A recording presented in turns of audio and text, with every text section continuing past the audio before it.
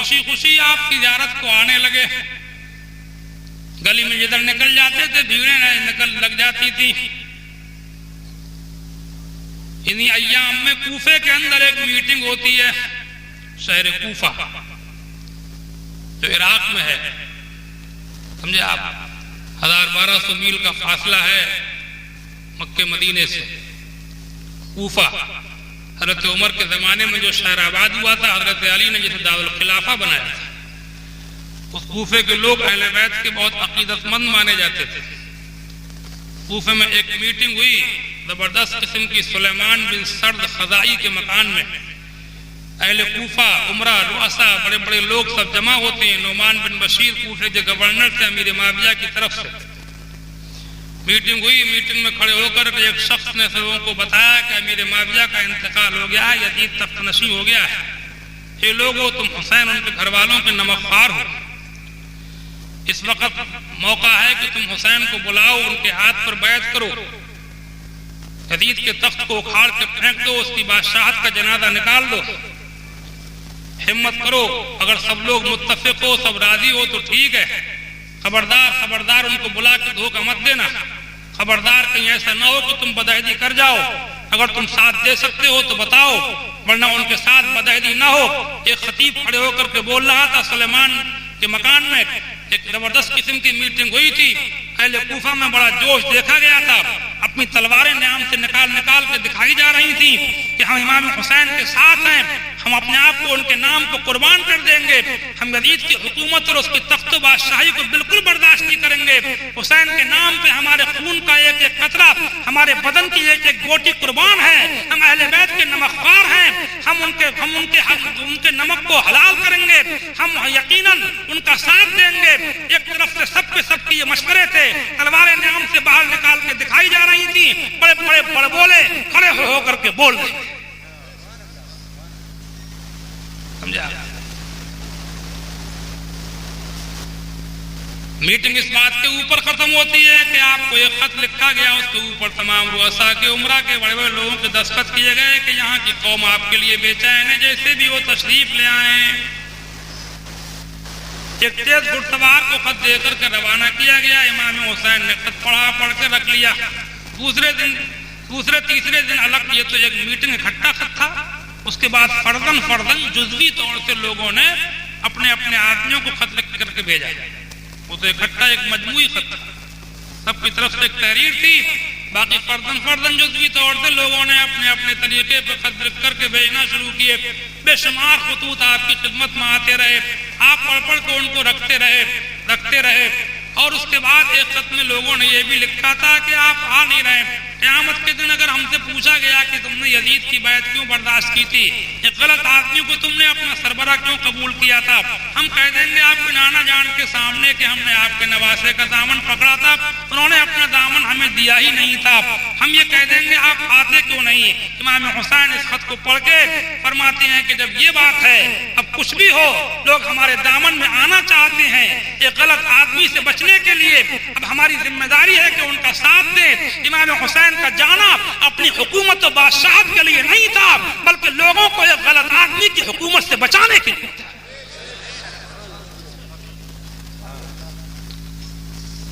समझा। मैं आपको याद दिला दूं, कल मैंने आपको बताया था इमाम अबू यूसुफ ने कादी उल कुदात का ओहदा कबूल कर लिया। इमाम अबू हनीफा ने नहीं किया। उनसे पूछा तुमने क्यों किया? कहा इसलिए किया कि मैं नहीं बैठूंगा तो कोई और बैठ जाएगा, लोगों पर जुल्म करेगा। नियत होती है इन्नमल आमालु बिन्नियात, हदीस शरीफ में है। समझा। वाय नाकामी फलक ने ताकर तोड़ा उसे, मैंने जिस डाली को ताड़ा आशियाने के लिए, पास था नाकामी सयाद का है हम सफीर। शायर कहता है, डॉक्टर इकबाल हैं, पास था नाकामी सयाद का है हम सफीर, वरना मैं और उड़ के आता एक दाने के लिए। जाल में फंसा हुआ शिकारी के परिंदा कह रहा है कि मैं एक दाने के लिए नहीं आया हूं, बल्कि मैं इसलिए आकर के इसमें फंसा हूं कि शिकारी नाकाम और नामुराद वापस न चले। मैं शिकारी की नामुरादी को पूरा करने को आया हूं, मैं शिकारी की मुराद पूरे करने आया हूं। पास था नाकामी एक सयाद का है हम सफीर, वरना मैं और उड़ के आता एक दाने के लिए।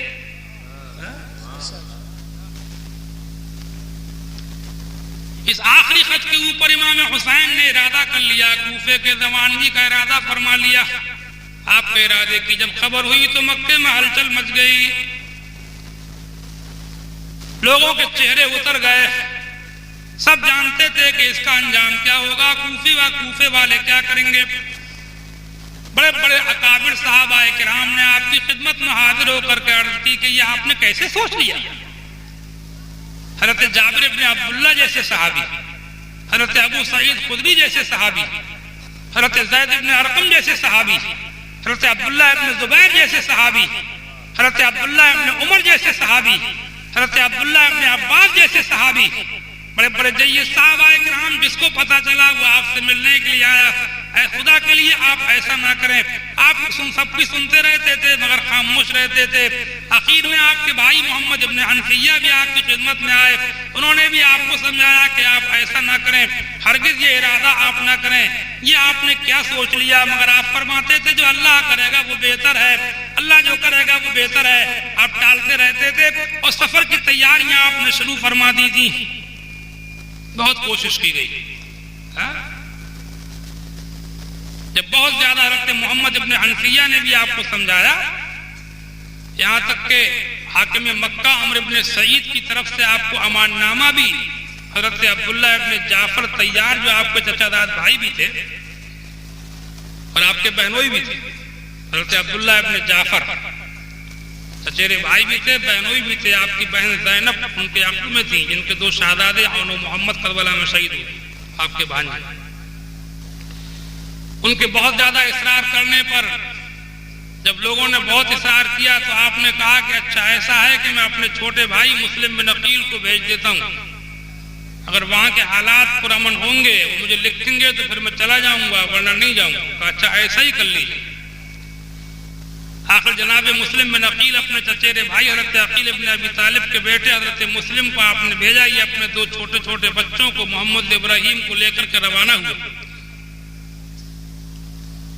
हज़रत मुस्लिम बिन अकील मक्के से कूफे को रवाना होते हैं, सफर की मशक्क़तें उठाते हुए। बच्चों को बाप से बड़ी मोहब्बत थी, बाप के बगैर नहीं रहते थे। इन बच्चों को लेना उनकी मजबूरी थी। लेकर के मुस्लिम बिन अकील चले। शहर कूफा में जब पहुंचे, रिवायतों में लिखा है कि कूफे के लोग इमाम हुसैन की मोहब्बत में उस वक्त सरशार से डूबे हुए थे। मुस्लिम बिन अकील के आने की बड़ी खुशी हुई। मुख्तार बिन उबैद के मकान में हज़रत इमाम मुस्लिम बिन अकील ठहरे। एक दिन में 12,000 लोगों ने इमाम हुसैन के नाम पर मुस्लिम बिन अकील के हाथ पर बैत की। बैत का ये सिलसिला बढ़ता रहा। रोजाना हजारों आदमी बैत होते थे। नुमान बिन बशीर जो कूफे के गवर्नर थे, उन्होंने जामा मस्जिद में लोगों को जमा करके कहा कि लोगों ये तुम क्या कर रहे हो,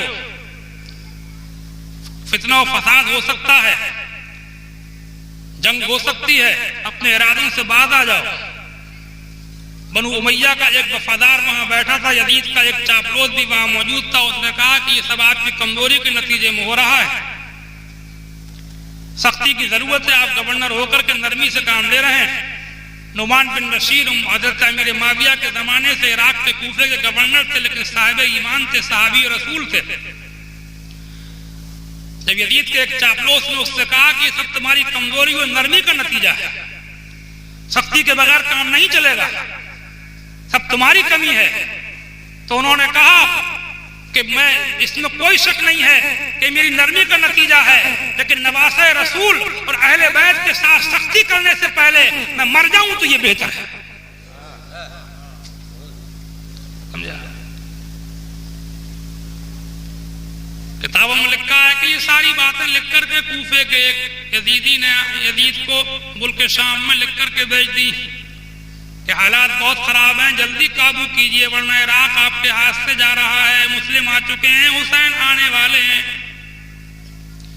यजीद ने जब ये तहरीर पढ़ी तो किताबों में लिखा कि घबरा गया, तख्त पर बैठा, कांप गया। वो जानता था कि हुसैन अगर मैदान में आ गए तो उम्मत मुझे नहीं गिनेगी। और वाकई ये हक था। करबला की जंग तो वो तो धोखे से घेर के चुप्पे से हो गई थी, वरना पता चल जाता तो उम्मत इकट्ठी हो जाती। वो तो उस जमाने के मुसलमान थे, इस जमाने का मुसलमान मरने को जमा हो जाता। कि जो कुछ हुआ है सब एक जल्दी में धोखे से कर लिया गया। अल्लाह की मर्जी थी, समझे, होना ही था। यजीद घबरा गया। रिवायतों में लिखा है तख्त पर बैठा बैठा कांपने लगा। अपने हमशीदों को जमा किया। लोगों ने मशवरा दिया कि इसका कोई हल नहीं है। आपका एक गवर्नर जो बसरे का गवर्नर है, जिसको उबैदुल्लाह बिन ज़ियाद कहते हैं, वो बहुत सख्त है, चालाक है, होशियार है, बहादुर भी है, बहुत सख्त भी है, बेरहम जालिम भी है। उसको भेज दिए। उबैदुल्लाह बिन ज़ियाद ही के बस की बात है कि वो कूफे पर कंट्रोल कर सकता है। यजीद की समझ में बात आई। इब्न ज़ियाद को तहरीर लिखी कि जल्दी से कूफा पहुंचो, बसरा किसी और को देकर कूफा पहुंचो, कूफे के हालात संभालो। ये वो जमाना था कि इमाम मुस्लिम बिन अकील के हाथ पर बैत हो रही थी और मुस्लिम बिन अकील हजरत हुसैन को लिख चुके थे कि यहाँ के हालात बहुत बेहतर हैं, तशरीफ लाइए। इमाम हुसैन सफर के लिए निकल पड़े थे। कूफे में आपका इंतजार हो रहा था। इब्न ज़ियाद बसरे से रातों रात रवाना होता है चंद शामी गुलामों को साथ लेकर। रात के वक्त ये शख्स कूफे में दाखिल हुआ। चेहरे पर नकाब पड़ी हुई थी। लोग समझे कि हुसैन आ गए, नारे लगने लगे। दारुल इमारत की तरफ को बढ़ रहा था। हिजाजी लिबास पहने हुए था। भीड़ जमा हो गई, बड़ी तादाद इसके सामने हो गई। एक शख्स इसके आगे आ गया, धक्का मुक्की में, वेले में। इसके गुलाम ने कहा कि रास्ता दो, ये अमीर इब्न ज़ियाद हैं। लोगों ने अमीर इब्न ज़ियाद इब्न उबैदुल्लाह बिन ज़ियाद का नाम सुना तो खिसकना शुरू हो गए। इमाम हुसैन की खुशी में जो लोग थे वो भी वहां से सब खिसक लिए। अगर चाहते थे इसी वक्त इसका सफाया कर सकते थे, मगर ये कूफी भी पता नहीं कौन सी मिट्टी के बने हुए थे, समझा। दारुल इमारत के दरवाजे पर पहुंचता है, अंदर दाखिल होता है। नुमान बिन बशीर को यजीद का देता है। नुमान बिन बशीर उसको अपने दरबार में, अपने तख्त पर जगह देते हैं। खुद मादूल होकर के अपने मकान में चले जाते हैं। इब्न ज़ियाद गवर्नर ने अंदाजा लगा लिया था, रात में जो लोग उसके साथ साथ चल रहे थे, उसने उन आवाजों से पहचान लिया था कि कौन कौन है इसमें ज्यादा पेश है। सुबह को एक फहरिस्त तैयार करके कूफे के रईसों, अमीरों को, दौलतमंदों को, बड़े लोगों को इकट्ठा किया।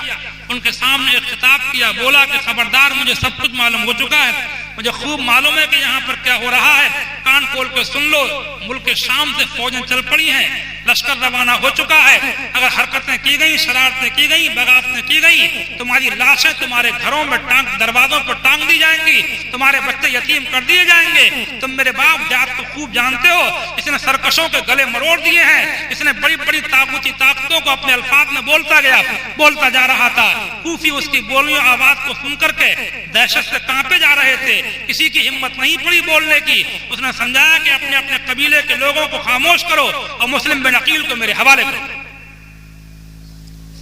हालात पलटना शुरू हो गए, समझा। शहर की नाकाबंदी कर दी गई मुस्लिम बिन अकील के गिरफ्तारी के लिए कि शहर से निकल ना जाए। मुख्तार बिन उबैद का मकान छोड़ करके आपने अपने एक पुराने दोस्त हानी बिन उर्वा के मकान में क़याम कर लिया। हानी बिन उर्वा इब्न ज़ियाद से भी उनकी पुरानी दोस्ती थी, गवर्नर से।